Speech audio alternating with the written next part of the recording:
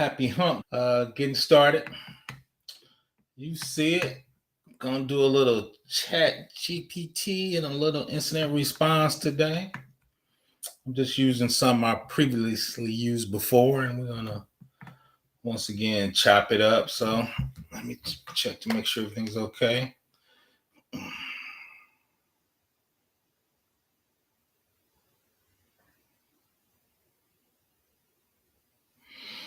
But like I said, I'm about to jump into it. So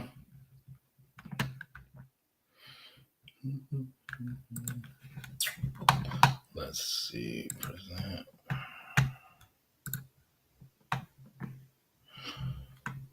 Let's see, getting it together. Struggle streaming. Put a 1 in the chat if you can hear me.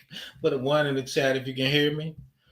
So we're gonna do a little incident response using ChatGPT to help build the exercise. So I'm gonna do a combination. Once again, put a 1 in the chat if you can hear me. Oh, Xavier Black. Me too. Me too. What you doing, Xavier Black? You doing some incident response? Let me know. And 2 is, you know how we do it. Tech, cybersecurity, put anything in the chat and we can chop it up about it. So let me go through these slides while we're running. Like I said, if you got anything in the chat. So we're gonna do an incident response. Once again, I'm gonna show you how ChatGPT helped me build the exercise. So AWS. So obviously there's hackers and attackers out there. This was 2019, First American Bank. They had 885 million records stolen. We'll talk a little bit about that too. Equifax is the big dog, 148 million. I think it was half the United States with Equifax. So we're gonna do a tabletop. Is basically just using paper to actually build it, right? So you walking it through on paper and not in real life. But we're gonna do one in real life shortly and actually make AWS failover. Instead of an incident response, it'll be a disaster recovery, right? So disaster recovery is what happens when there's an incident. Are you gonna fail over into another region of the United States? Is your database going to automatically fail over? What type of database are you using? So we're going to go through a couple of those questions too while they're happening. Let's see. Me too. NC Worker. Shout out to NC Worker.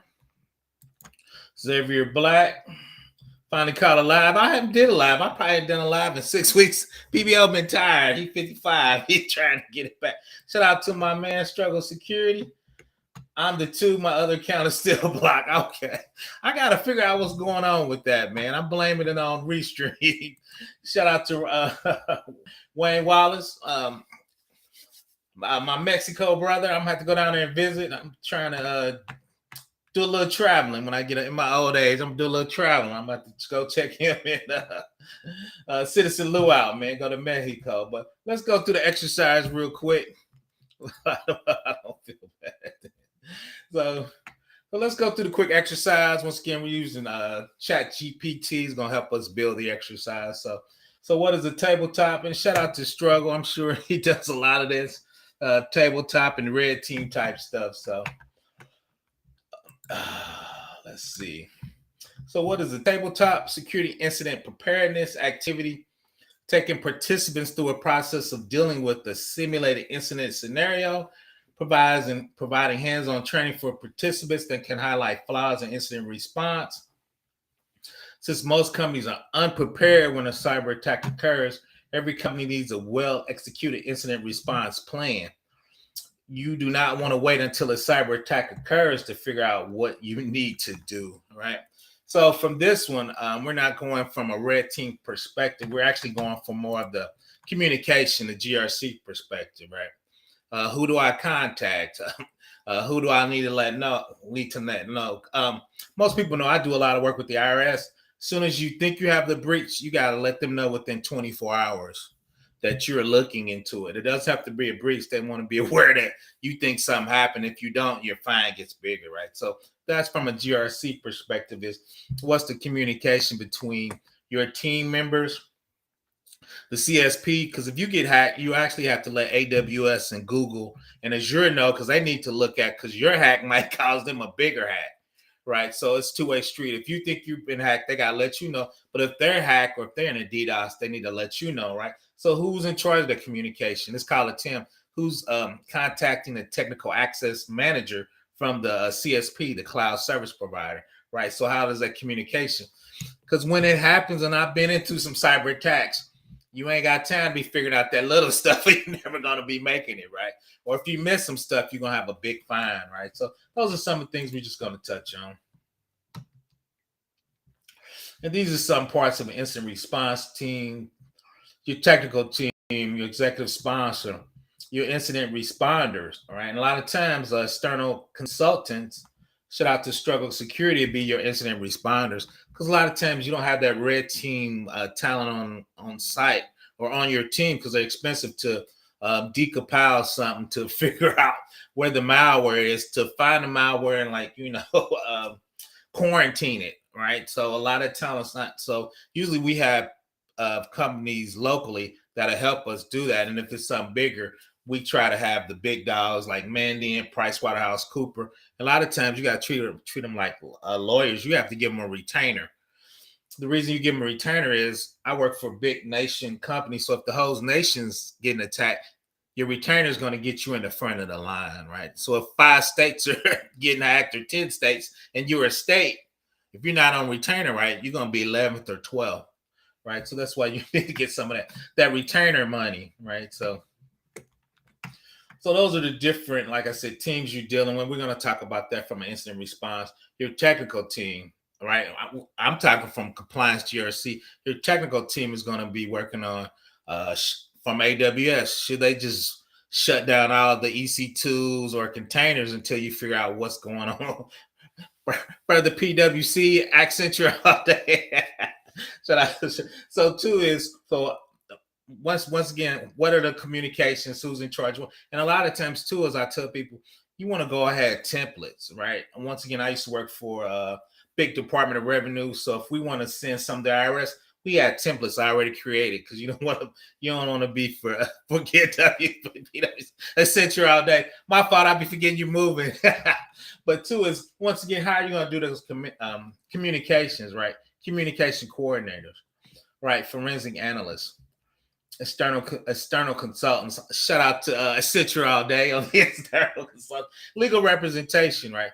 You want legal on, because if you forget to do something, or you take longer than 24 hours, theoretically, if you reporting to HIPAA, IRS, Purple for Education, they can literally sue you because you're in breach of contract from a federal perspective. 9 times out of 10, they wouldn't do that, but you want to make sure your legal is on board, so you don't have any problems in the end, right? That you notified. And we're going to talk about that, and we're going to use ChatGPT to look up what's the breach notifications of Illinois, because a lot of times, even though you reporting to HIPAA, a lot of state general attorneys now, each state has their own breach notifications. So you actually have to if you have, and we're going to look at it, so many records in Illinois, you have to let the state general attorney know, or you can get a fine. And that's part of GRC, is who's communicating with what. So, and this is, once again, communication.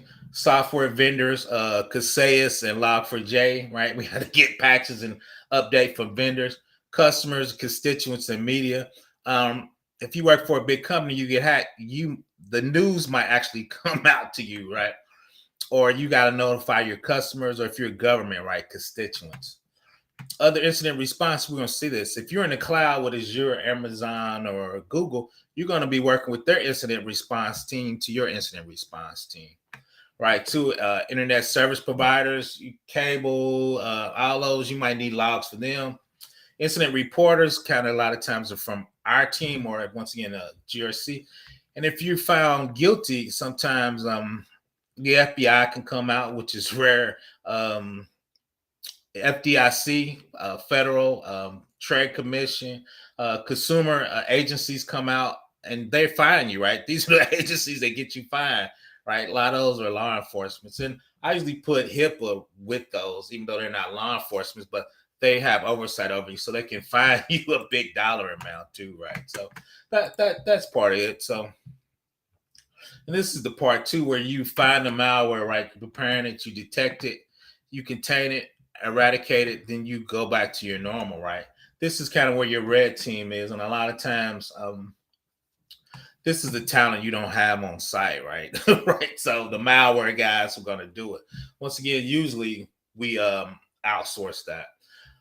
We usually have team members on our technical team that notify something and try to quarantine it. But when you're talking about making sure you get rid of malware from, because if you don't get rid of it, right, or you don't close the back door, they're just going to come back in, right? And I think they said the average hack, I think, costs like $8 million. I mean, once you break it down, patch, hire your consultants, get your data back, get a couple of fines, right? It could be a crazy amount of dollars, even for a small company, right? That's why GRCs, get paid, and that's why Red Team get paid. Shout out to Gail. Hello, shout out to Gail, the best moderator on the planet. So let's get to the GRC part, and this is what we were talking about. The coordination team could be Azure, AWS, Google, or Accenture. You could be working with the Accenture team with their on site. Your team's got to coordinate with their team, right? So shout out to my man, Struggle Security. He on site managing his team. Our team's got to manage and coordinate his team, right? He's on site for us. He's helping us find malware, right? He got to keep us updated. We got to keep our government agency, HIPAA, they won't. Probably every 4 or 5 hours, you got to send them a notifications from the coordinating team, which once again could be Accenture or whoever, but you want to make sure you understand the coordination and have that down pat, right? You don't want to be struggling with coordination of things. Shout out to Peter Investor. I hit you back. Shout out to you. So let's keep moving. And once again, when you do, this is AWS. It's the customer, this is what you're in charge of, and this is what AWS is in charge of. But customers in charge of what's in the cloud. AWS is what of the cloud. So for some reason, if one of their Cisco routers get hacked, right, it gets your data hacked, they're responsible, but from their coordination, they have to let you know, and you have to let the IRS or HIPAA know, right? So once again, that's that coordination from both sides.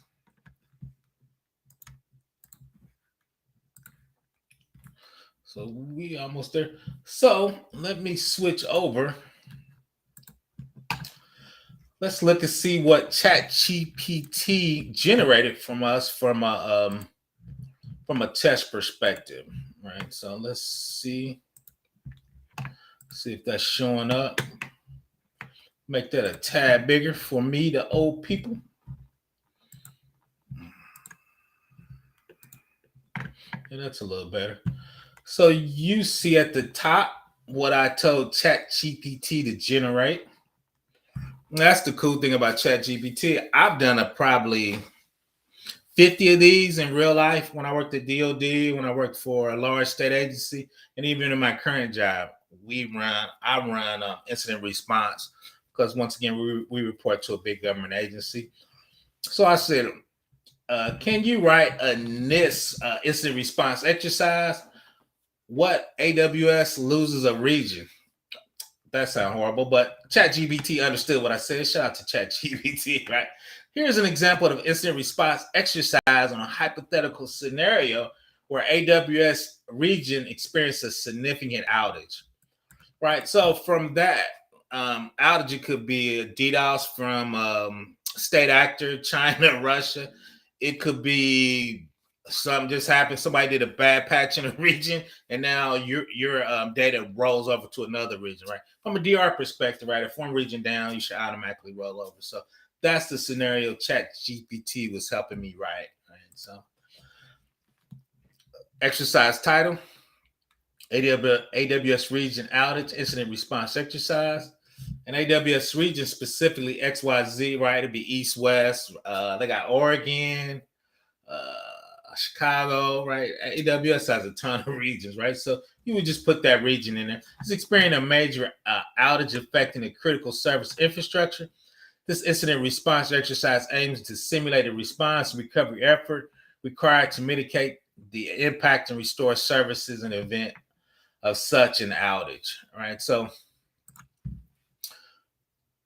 when you work for federal, NIST, FedRAMP, or any other government, you have to do an exercise every year. You have to document it, because if you get audited, that's one thing I do as an auditor.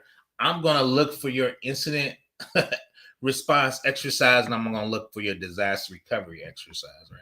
So by state law, we're going to look at the NIST documentation, talking about that next, but so we can look at it. But NIST has said, okay, I know you need to generate one every year, and here's a decent one that should meet all the requirements you need for exercise.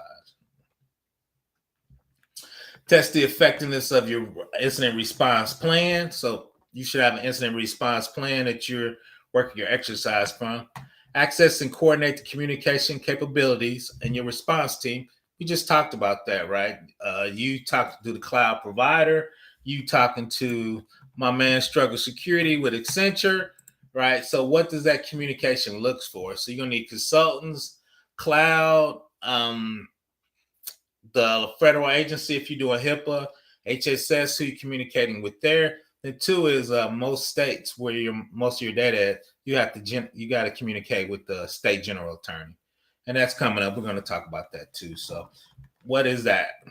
Identify areas for improvement in response procedures and communication. So at the end, you're going to figure out kind of what you should have did better. And of course, you're going to need to document. And they're going to talk about that in the steps. Evaluate the organization's ability to recover critical service and infrastructure after an AWS region outage. Validate the technical and operational readiness of your incident response team. Right?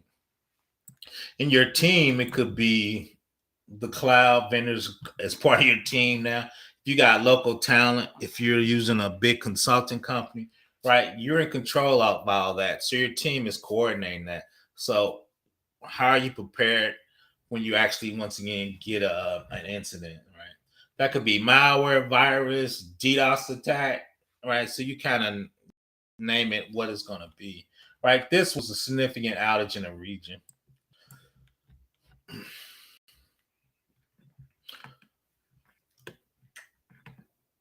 So preparation, which is normal. Your incident response team, your key stakeholders, personnel, security team, management team, relevant AWS expert, document critical infrastructure that could be impacted, review the existing incident response plan update necessary to address AWS region specific. So part of that, and as part of that's in the DR plan, is when you actually roll over in DR. It's my let me show the plan. The plan's not showing. Can you see? Oh no, it's showing. No, I can see it. Let me see any questions. Casual economist. I salute Peter Investor. Let's see what he said. Is ChatGPT usage like an app? So yes, open source. You could just use the free version, or two is actually have a paid version. I think it's like $25 a month. It's not bad. I probably update that, Peter. But yeah, it's open source. So for now, so I think once it gets to a certain usage, I think they're gonna block the open source. But for now, two at $25 a month, I would use it because what it actually generates out from a test plan is super good. Hey, shout out to Princia, the powerful. Hey, how are you doing? So let's once again look at the preparedness, all right, which is, like we said, review the plan. We always have a kickoff meeting where we actually have it. We used to do it actually in a big auditorium with like 50 or 60 people. So I've done them in a conference room with 7 people, and I've done them in a room of 50 people. This young guy he actually took it over for us. I helped him get on the last gig. Shout out to him. He passed away though, but he actually was doing all our incident responses and DR plans. So, but once again, the kickoff brief incident response team remind participants the importance of communication, sharing and relevant documentation. But you, as the leader of the exercise, should I wouldn't say force that, but foster communication by calling out people. Like I've had the president of the company, in there, and people are going to actually, they're going to be a scenario where you have to call the president of your company, right, at certain incidents, right? So what incident would cause you to cause the president? I appreciate that, Peter. Get the likes up. What would cause the president, right? I work for, once again, a large state agency. It wasn't a joke. If we lost every record of the Department of Revenue of taxpayers, my boss would have to call the governor to wake him up, right? That would be an event that would call him up. So there's certain incidents that's going to get, for you to call the president, right? When the train derailed, people called Biden and got him out of bed. That's an incident. It wasn't a cyber incident, right? It was more of a physical incident, but a cyber incident could have did something to derail the train, right? So you never know. So in your reporting structure, you should say, okay, if this happens, we need to call the vice president of this business division, right? Because he's the owner of the system. But if it's something big, like we lost every record, you might need to call the president of the company to get up, right? Because he might needs to let the senator know, governor know, or the president of the United States, depending on what that cyber attack is. So incident activation. So what makes sure, we call it incident response team. What incident makes the team activate, right? Is it, a blip? So there's certain levels, right? If somebody see a blip and certain IPs are going to China, right? You need to get the incident response team together, and that's the activation point of that, right? Of that, what that's going to look like. So we're going to just look at a couple things, and we're going to come back. But this is what ChatGPT generated for the test, right? I've done quite a few tests. I thought it was pretty good. We call it a scaffolding or template. There was probably 20 or 30% of the things missing. But again, response and mitigation, communication with stakeholders, recovery and restoration, post-incident analysis.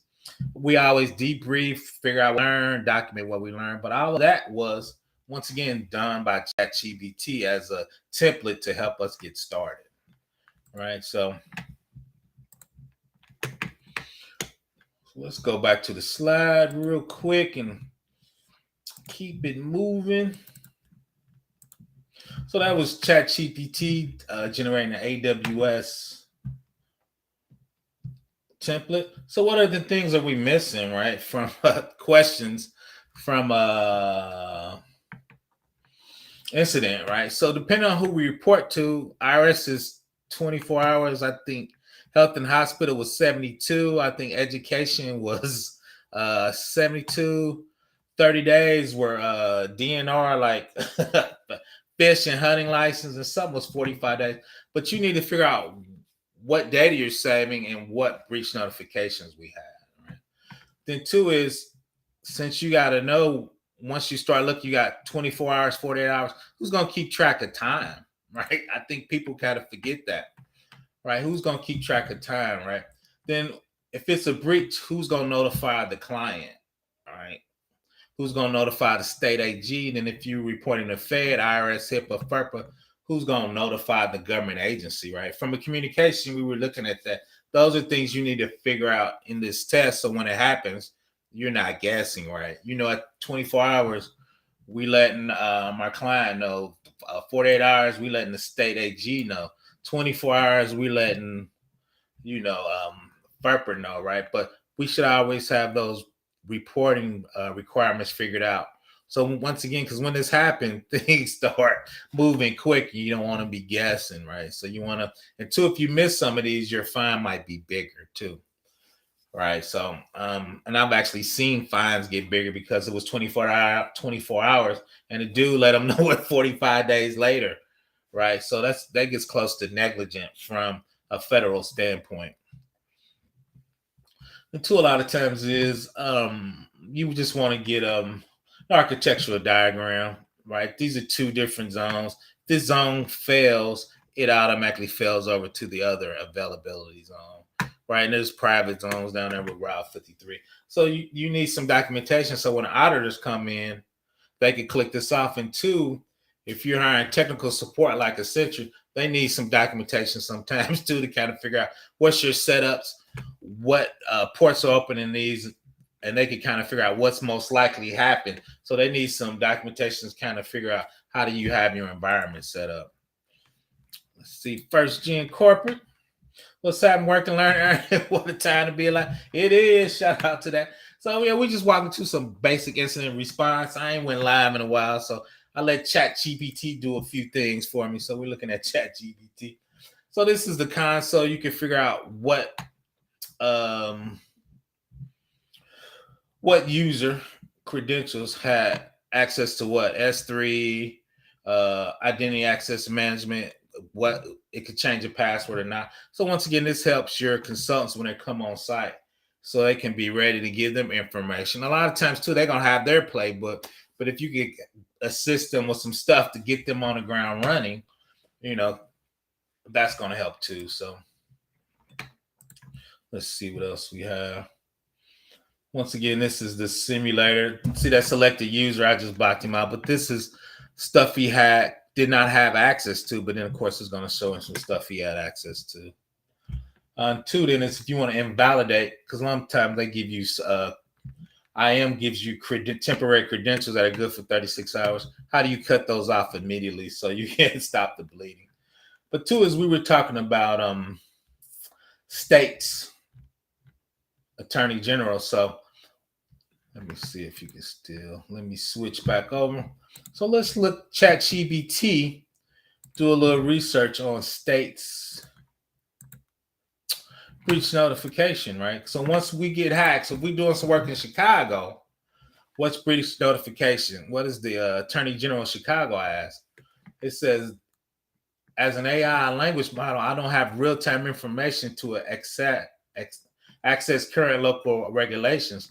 Therefore, I cannot provide you with the specific breach notification requirements in Chicago. Breach notification laws are varied by jurisdiction and may subject to change. In the United States, breach notifications often fall under state laws rather than city-specific law. Illinois, where Chicago is located, right? So then I put in, what is the breach notification for Chicago?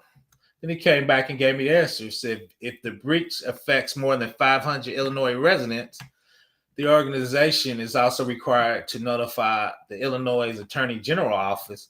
The notification to the Attorney General Office should include a copy of the notification sent to the affected individual, right? So once again, that's prompt engineering. My first prompt, Chicago, really wasn't quite accurate because you really don't do breach notifications for a city, right? You're doing for a state. So cool thing is it said, hey, do it for Illinois. And I did it. I was like, oh, okay, shout out to ChatGPT. So if my database or whatever I'm using, my Fitbit, if it has more than 500 Illinois residents and I get hacked, I got to let the AG for Illinois know, right? And once again, we're using ChatGPT to help us figure out what we need from a reporting requirement for the incident for Illinois.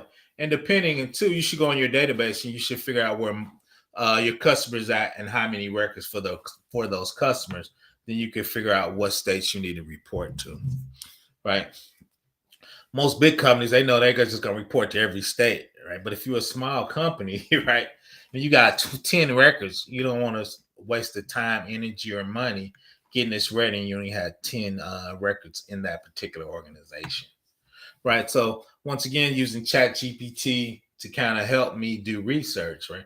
And two is I'm going to go validate that just in case ChatGPT was wrong. But ChatGPT, once again, we call it scaffolding and nice templates to get you started in that realm of looking those things up, right? So let's go back to the slideshow. We're going to do, ain't going to be too long today. Like I said, it's been a while since I've done a live. I got to get back into the groove. So once again, that's the AWS thing to denial policies for 36 hours, right, to block anybody, because you got an incident. So how do you shut down all your keys, all your temporary security keys, right? You don't want to be guessing. You want to know what you need to do, right? This is going to be your run, but theoretically, you would make all of these, and we're going to do that. All of these are going to be automatic runs from the system manager out of AWS. You're going to hit a button. It's going to kill all the temporary. It's going to lock everybody out, but the admins and the consultants, right? It's going to probably create another region for you to copy all the EC2s you think been hacked. Then 2 is you want to dump the memory, dump the open files, because that stuff change over time, right? You want to try to give a blueprint, so when your highly paid consultants come in, they have stuff to operate on and start using it, right? CloudWatch is your logs that keeps track of what's going in and out. If you have a big file with the bytes of the file and it shows you IP addresses that are going to China, you know you got a problem, right? So I'm just going to kind of flow through these. And that's what all the things you can do on CloudWatch to figure out what's going on. EC2s, auto scaling, stuff going up and down, Lambda event triggers. If you run a containerization databases, you got to log all that stuff. Any selects where they select a large amount of data, you want the user who selected them and hopefully where that data went, right? Did it go to the screen? Did they try to pipe it to a file? All that should be in CloudWatch. So when your consultants come on site, you have all that information and they can go through your clouds, and hopefully your CloudWatch go into a SIM. Splunk is the big dog. Elk Stack, there's a whole bunch of SIMs out there. So hopefully your CloudWatch, I think, keeps 28 days. Anything over that, you need to be pumping to a SIM. And hopefully, once again, the IRS, you got to keep that stuff for 7 years. So, and once again, here's the stuff. That was CloudWatch. CloudTrails is the API calls. Kind of same thing. You want to get it in there and put it in actually into a S3 bucket and keep the raw files. Once again, your highly paid consultants can go through the logs and kind of figure out what happened. Hopefully you're keeping your bad guys from deleting the log files while you're putting them in there. So let's see, I'm gonna drop the link if anybody want to come up. Like I said, I'm kind of rambling. I just kind of do a high level, and we're gonna ask ChatGPT a few more things live and in person and see what's going on. But just talking about incident response exercise. A lot of people ask me Fed works and DOD type work. This is something you can do that's not as technical, but you have to be organized, right? And once again, incident response, the DR, and the reporting of it, right? When you're at the Fed, we're talking about reporting to HIPAA, reporting to state general attorneys, right? Reporting to the governor of the state, right? So there's a reporting kind. Now there's technical guys on the ground, chopping it up, but they're reporting their findings. We're looking, this what looks funny. This, we saw your whole database go to China, right? Now you got to figure out, okay, who do I report to? How much we're going to get fined? What's our legal problem, right? The incident response coordinator or manager handles all that reporting. They're working with the tech guys, the compliance guys, the security guys, the business, all right? Because there's certain times where the business, even though you've been hacked, they're not going to shut down because they think they might get, well, the IRS, they get, what, a couple $1 billion in 3 months. So if they feel like they've been hacked, okay, let's get all our money in and let's figure out what happened later, right? So you got to work with the business to figure out what's appropriate move for that level of data and the time of year you're doing it, right? That's one reason you practice, because they should be laying that out for you, so you already know that for this time of year, this is X. For this time of year, we could probably shut it down. We don't even need to call it business, right? So, but once again, that's why you do these exercises, because that information gets fleshed out in real time. And the weird thing a lot of time is when you do DR, a lot of times you don't bring over every service a company does, right? Because when you're in DR, theoretically, you're in a limited capacity. You're really only doing stuff you need to do. So I've been in things where managers thought they had the best department, and the president go, yeah, DR, we're not doing that. So, right. So that's why you got to do these exercises and go through and ranked which business functions are most important for a federal organization. Like I said, I did it for state, DOD, private customers. You got to go through and rank your business functions. I always tell people money's not infinite. So you got to figure out really what you want to do or how much it's going to cost, right? So CloudTrail event, I put this in there, how to open up the console, how to look at the keys, just some basic stuff in there, right? And as you get more mature, right, a lot of stuff is going to be automated, right? So CloudWatch is monitoring a service that gives you the visibility and performance and the health of your AWS resource and application. AWS CloudTrail is a service that logs AWS account activity and API usage for risk auditing, compliance, and monitoring, right? So you need to figure out which one of those you're going to use for what. And really, you need to use them both together to get a holistic view of your company and what's happening in a cybersecurity incident, right? I think I'm actually do one live. I probably reach out to my man Struggle Security and just kind of set one up in AWS, right, and see what it really would look like. Like I said, that's why you practice. Once again, you don't be running around with your like you don't know what you're doing and confused, because in real life you are going to be confused. So that's why you need to practice once again, so you can have the spouse stuff handled. And one of my ex-bosses, his favorite line, I love this line: man, if we can't do the easy stuff, we ain't gonna never do the hard stuff, right? So this is gonna help you get through on the easy stuff. Once again, it's a CloudTrail. Figuring out what keys are owned by who, right? And what's last 90 days, last 7 years. So how do you look at keys and replace the Alice with the user keys by searching? So it shows you this user, this their key ID. All right. So theoretically, you probably would destroy that key ID and create new key IDs, but you got to figure out what they are to get them right. And two is, you don't want to be struggling. You want to have your run book set up so you can look up all the information ASAP. So, and this is one for once again for your consultants or your red team. Availability zones. This instance has malware in it, right? So you're gonna isolate it on the system group, meaning you blocking all IPs to come to it. The volume, you're gonna put a snapshot edge. In the snapshot, you're gonna create a copy of it. Then it's the forensic copy of the EC2. And this is really what your IT guys going to work in, your consultants, your Accenture guys you bring in. They're going to work. They really going to want to work on a copy, right? So once again, your run book, you put all your web SG. You put this SG ID in there and makes a copy of it, sets it up for forensics. Then once again, your consultants are not waiting, right? Because they're charging you by the minute, and those guys are expensive. Junior consultant guys from big companies, Accenture, Mandy, junior guys going to be like $350 an hour. So you don't want to have them guys waiting. You want to have it set up, hit a button, your run book once again creates it, blocks the security group on there, creates a forensic copy of it. Once again, give your consultants, your IT guys access. They can get their forensic analysis on it. Get to working, right? So at the high level, you want to get them working. So once again, let's see, we're almost done with that.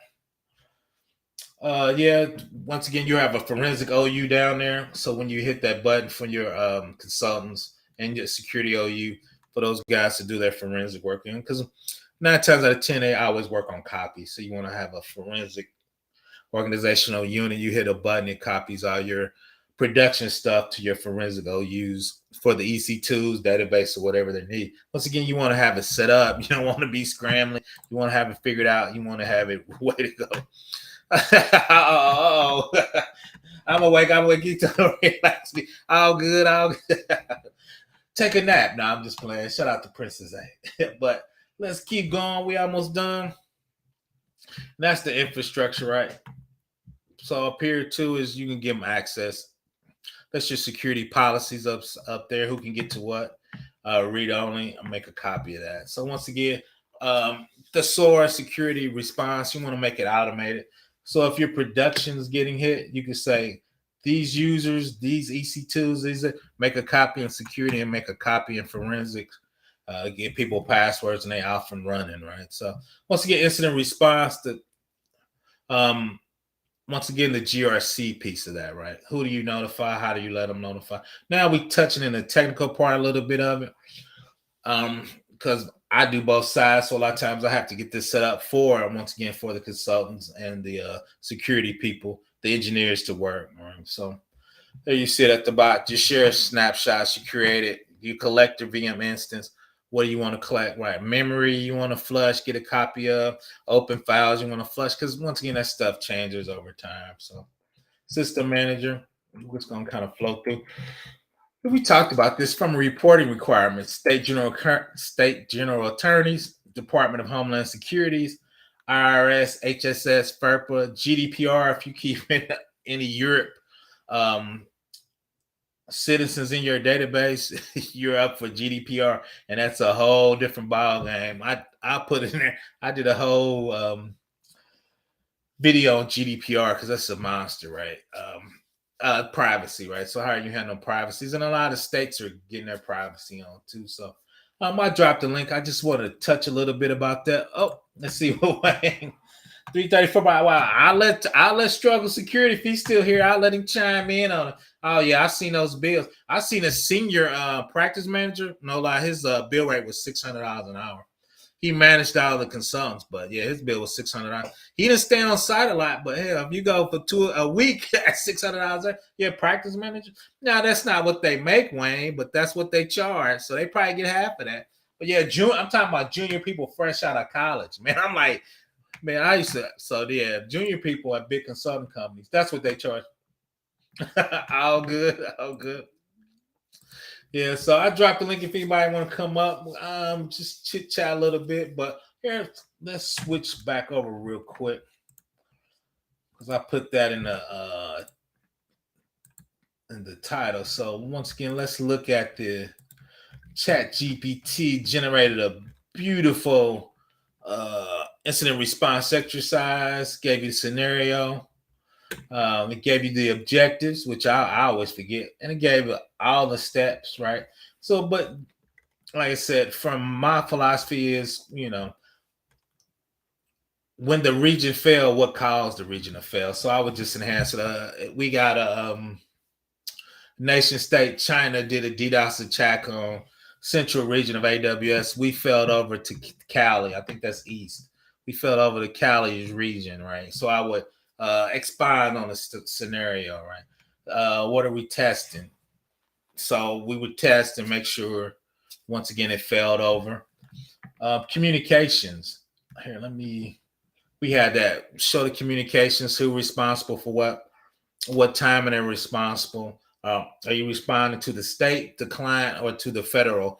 HIPAA, FERPA, IRS, whatever that government agency is, right? So what does that communication looks like?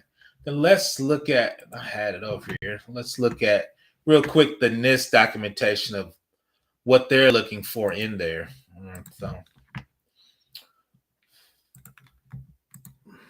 let's make that a little bigger.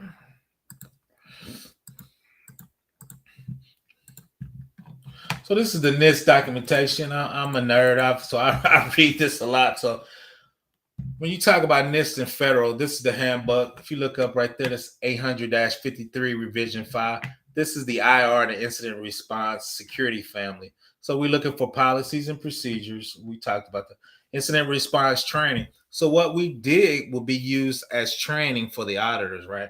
We trained them who to report, the timing, right? What role and responsibilities, what's required when a system change or thereafter, review and update the incident response training content.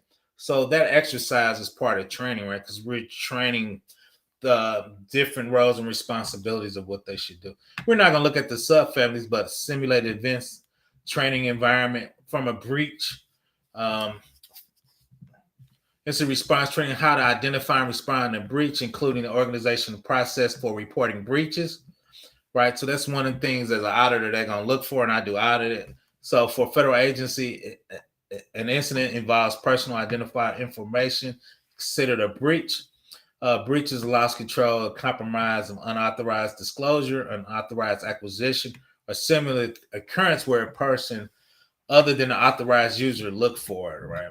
Incident response testing, that's what we were doing, right? That was the official test, so we can block that out. Automated tests, coordinated related plans, and continuous improvement, right? We documented what we learned. Coordination was us working with other teams, be the cloud service provider, legal, the client, right? The client could be a state or a large federal agency. And two is we showed some stuff that we were making automated inside AWS, right? So Incident handling, we just touched on a little bit. How do you quarantine, uh, eradicate, and get back to normal, right? So we touched on that a little bit, but of course we would expand that. Let's see, we're just looking at the high points. Our for incident monitoring. So as that's going on, right, we're monitoring. Document incident includes maintaining records about each incident, the status of the incident, other pertinent information from forensics, and allowing that. So if you're open source, you will have your Slack or your Discord. You have a Discord channel. You will have your incident response team in there, and you will be documenting as the incident's happening, right? Who are you reaching out to? Who are you not reaching out to? What logs are your consultants looking at, right? As they're doing it, a lot of times you just have them take high level notes. We're looking at the Apache logs at 9:30 a.m., right? Because in the end, right, it's going to kind of read like a police report what's happening, right? But you got to have your stuff set up. And then two, reporting at the end. That's why we're documenting, right? Report incidents using automated mechanisms, system vulnerabilities, what actually got you hacked, supply chain coordination, all that, incident response assistance. Once again, if we get a censure, shout out to my man, they would type up what assistance they give us, right? They're going to have roles and responsibilities, and we're managing them, right? So provide incident support resources, organizational incident response capabilities. You're going to discuss help desk tickets, assistant groups, automated ticket systems, right? Because the incident should cause a ticket to be created. Even if the AWS region was down, there should be some ServiceNow, Jira, that's down. We're reviewing it. We believe it's an incident, right? Because we got 24, 48 hours to start letting people know. So that ticket a lot of times starts the countdown of when you need to start letting people know, right? And two, you should have an incident response plan. I think I've got a video of me setting up a response plan, roadmap, structure and organization, who you're reporting to, unique requirements of your organization. Are you reporting to HIPAA, IRS? Right. Spillage is your data's in your data's in another computer system, but the computer system wasn't designed for that data. Like HIPAA, it's got all this hardening and stuff. If some reason that data's spilled over into your Teams or your Discord, and your Discord is not hardened for that, that would be spillage, right? Nobody hacked you, but your data's not in a secure place that's been vetted or adjudicated for that type of data, right? So let's see. I don't know my so let's keep, like I said, wrapping it up. That's spillage. So that's the difference. A lot of people, that's the difference actually between a breach and a spillage. But to be honest, you have to report spillage the same way you report a breach to health and hospital, HIPAA, IRS, I think FERPA education, right? If data is in a place it's not supposed to be, even though it's on your prem, that's spillage. You got to snitch on yourself, right? Integrated information analysis, that was withdrawn. So that was that. So let's see. I have to jump on the next one. Wife left her children. It's all good. Shout out to the wife. Shout out to the baby. Shout out to that. Because I know you do this in real life, struggle security. So I know we talked about this at time. Shout out to the barbecue for struggle security. You know my ass need to be going on a diet, man. I am messed up. I got to get in shape, boy. I'm walking around look like a broke Rick Ross with a little gray in the beard, man. I got to get it together. Shout out to struggle security. You know I'm always supporting my man and on the stream. But once again, I'm just going to see if y'all have any more questions. But once again, just talking about incident response from a GRC perspective. I'm actually going to start doing more AWS on the technical side. So I hope to actually do GRC video a week. I don't know why I'm saying all this. And AWS technical video a week, because I'm both on side. How I really make my money is I straddle both of those lines. I help the GRC relate to the technical guys, and the technical guys relate to GRC, because a lot of times they don't like each other. So I'm kind of the middleman, right? Because I understand technology and I understand reporting, right? The reporting people think, oh, you got to tell us because we got to let the government know. And the engineers were like, hey, we trying to get something done. Can you leave us alone? So I try to, get in the middle of that. But shout out to Struggle Security. But yeah, Wayne, and I get struggling. Yeah, junior people, I ain't gonna call them out, but yeah, they're like $350 an hour, man. When we were looking at them, and like I said, I worked on a couple big sites years ago when I worked on Oracle. We had Oracle Consultant, and their junior guys was $250 straight out of college, and we had a practice manager. He was tight though. I learned a lot of stuff. His bill rate from an Oracle practice manager, I need to look him up. Super nice guy, $600 an hour. So I was like, man, I'm like $600 an hour. It was crazy. We didn't use him much, but then we had the guy under him was $400. So we used him a ton. So it was crazy because, long story short, we were downsizing because the government agency was money was getting tight. He was cool. He's like, I just leave, man. Y'all train. His one bill was like four of our other bills, because I think my bill rate back then was like $140. I wasn't getting that much. That was the bill rate. So he left, and like 8 other guys got to say. But nah, Wayne, those big companies, big consulting companies, they get paid. Shout out to Calvin. I ain't seen my man in a while. So, but that's it. That's all I got. Like I said, I dropped the link. I'm about to go relax, get on a little walk. Shout out to Gail. I got to get my little exercise on. Got to lose a little weight in 2023. 2022 was rough for me. But once again, I appreciate you, everybody's support. Check out, I try to drop at least somebody getting hacked video every other day, which is amazing to me, like nonstop. But once again, I appreciate the support. Professor Black, walk for health, eat for life. Facts, I got to get my eating back together, man. I was eating good for a while, but I don't know, I got stressed and some other things in my way. I be eating crazy. But shout out to Calvin. Shout out to Struggle Security. Shout out to Gail. Shout out to Princess A. Shout out to Wayne Wallace, always supporting. I'm about to go check him out in Mexico.